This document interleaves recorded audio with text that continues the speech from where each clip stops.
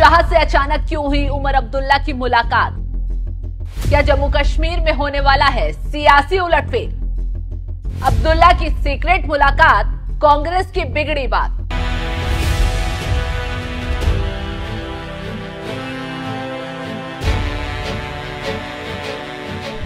नमस्कार, आप देख रहे हैं एनएमएफ न्यूज में आपके साथ शबनम। उमर अब्दुल्ला को जम्मू कश्मीर का मुख्यमंत्री बने 7 दिन ठीक से बीते नहीं कि उनके एक्शन मोड ने सबको हैरान कर दिया है। सबसे ज्यादा अगर कोई परेशान है तो वो है कांग्रेस। कांग्रेस की बढ़ती बेचैनी के बीच अब उमर अब्दुल्ला ने एक ऐसा कदम उठा लिया है जिससे घाटी की राजनीति में कोहराम ही मच गया। दरअसल मुख्यमंत्री उमर अब्दुल्ला ने दिल्ली में केंद्रीय गृह मंत्री अमित शाह से मुलाकात की है। शाह से मुलाकात में अब्दुल्ला ने जम्मू कश्मीर से जुड़े मुद्दों पर चर्चा की है। अब्दुल्ला की शाह से राज्य का दर्जा बहाल कराने के मुद्दे पर भी बातचीत हुई है। तो बताया जा रहा है कि अमित शाह के साथ मुख्यमंत्री उमर अब्दुल्ला की करीब 30 मिनट तक बातचीत हुई है और इस बातचीत में कई ऐसे मुद्दे जो खेल नहीं बल्कि जम्मू कश्मीर में खेला करने वाले हैं, ऐसे मुद्दे उठाए गए।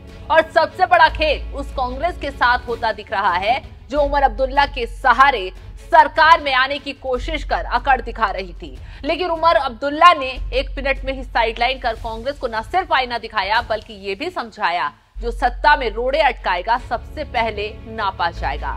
यही वजह है कि कांग्रेस ने समर्थन वापस ले लिया। उमर अब्दुल्ला ने एक बार भी मनाने की कोशिश नहीं की और अब बीजेपी के साथ मिलकर जिस तरीके से उमर अब्दुल्ला आगे बढ़ रहे हैं उससे सियासी खेल होना लाजमी दिखाई दे रहा है। वहीं गृह मंत्रालय की तरफ से उमर अब्दुल्ला और अमित शाह की मुलाकात की फोटो भी सोशल मीडिया पर शेयर की गई और ट्वीट में लिखा गया, the chief minister of Jammu and Kashmir Shri Omar Abdullah met union home minister and minister of cooperation Shri Amit Shah. इस ट्वीट ने राजनीतिक गलियारों में तहलका मचा दिया है। पीडीपी से लेकर कांग्रेस और केजरीवाल भी हैरान हो गए हैं। अंदर खाने काफी हलचल मची हुई है। वहीं दूसरी तरफ सांसद इंजीनियर राशिद तो भड़क ही उठे हैं। उन्होंने एनसी के वादों को लेकर लोगों को ठगने का उमर अब्दुल्ला पर आरोप लगाया।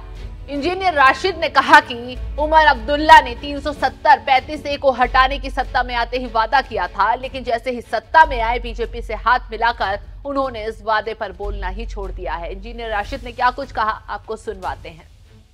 लेकिन हम उमर साहब को सिर्फ ये याद दिलाना चाहते हैं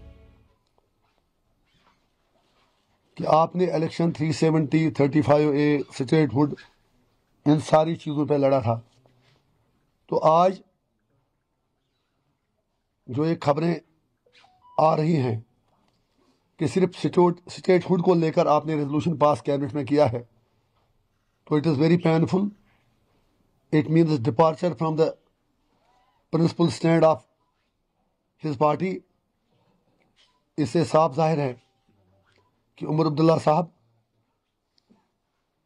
बीजेपी के हाथों में ही खेल रहे हैं। समझ में नहीं आता उनको कोई कैसे बताए। अगर अमित शाह जी का गला सूख गया कहते कहते कि मैं स्टेटहुड वापस दे रहा हूं, प्राइम मिनिस्टर ने भी कहा, तो उमर साहब क्यों वही चीज़ उनको आगे मांगने के लिए कह रहे हैं। अच्छी बात है वो कहें, हमें कोई ऑब्जेक्शन नहीं है, बिल्कुल हम उनके साथ हैं। लेकिन वो आधी चीज़ ही क्यों कह रहे हैं, सिर्फ वही क्यों कह रहे हैं जो बीजेपी देने को तैयार है। इसका मतलब 370 की जब बात करने के लिए वो तैयार नहीं, 35A की बात करने के लिए तैयार नहीं, तो वो एक तरफ से आई वॉश है। जिस एजेंडे पे उन्होंने इलेक्शन लड़ा उससे डिवेट हो रहे हैं।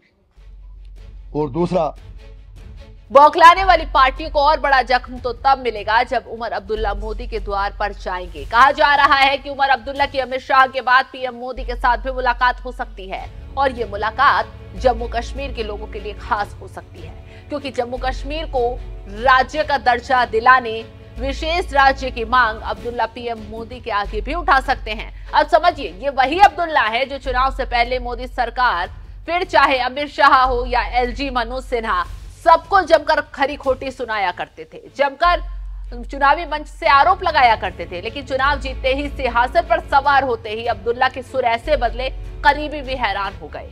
वजह साफ है, अब्दुल्ला को पता है काम निकलवाना है तो गले मिलाना ही होगा और आंख दिखाएंगे तो सत्ता में आकर भी कहीं के नहीं रह जाएंगे। अरविंद केजरीवाल की तरह हाल हो जाएगा, जनता से किए वादे पूरे नहीं कर पाएंगे। यही वजह है कि वक्त रहते ही उमर अब्दुल्ला ने मोदी शाह के आगे हाथ आगे बढ़ा दिया है, घुटने टेकने शुरू कर दिए हैं।